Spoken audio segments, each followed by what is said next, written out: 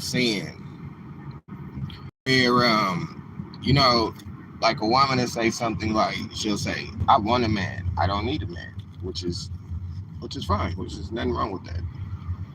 It's perfectly fine. But um, it's weird because when a woman says she wants a man but doesn't need a man, but then simultaneously she's saying she wants a man that earns more money. The reason that they want a partnership and the only reason they want to be able to contribute a little bit is because they don't want you to be able to dictate how they spend their money.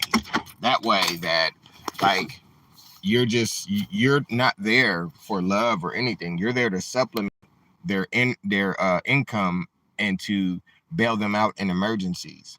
So they tell you that they want you, don't need you. They don't need you to tell them what to do with their money, but then they want you to make enough money to bail them out when they don't make good decisions.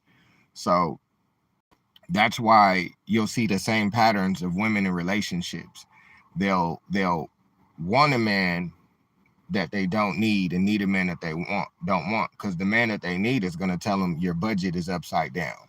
Your budget doesn't make sense. There's more money going out than coming in. That's going to be like, you're a chauvinist because you're telling me what to do with my money. You're controlling me.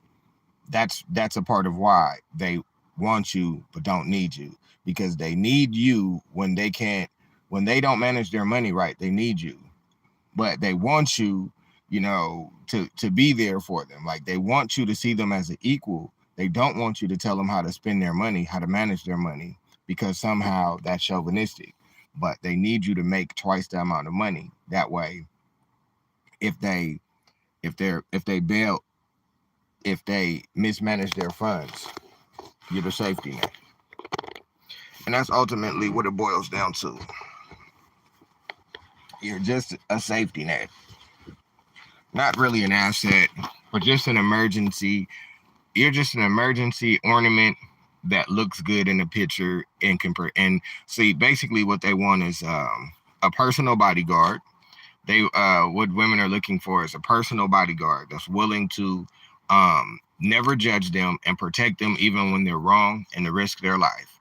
They're looking for a 24/7 bodyguard that makes enough money that can pay half of their bills, not tell them what to do with their bills, not tell them how to dress, but bail them out when they've made bad decisions. And if you don't do these things, then you're not a good man.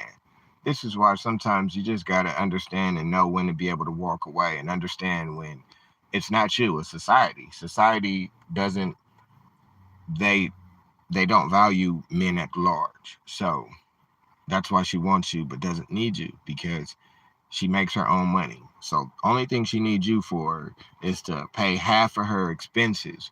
That way the other half could be spent frivolously, and you can't tell her how to spend that other half. And if she mismanages that other half, you're less of a man if you don't have the money to bail her out.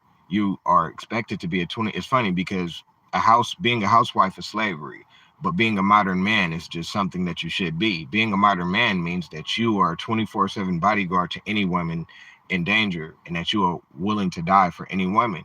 She doesn't have to be willing to be nice to you. She doesn't have to smile for every man. She doesn't have to cook for every man, but every man is entitled to risk his life for her, even if she's wrong.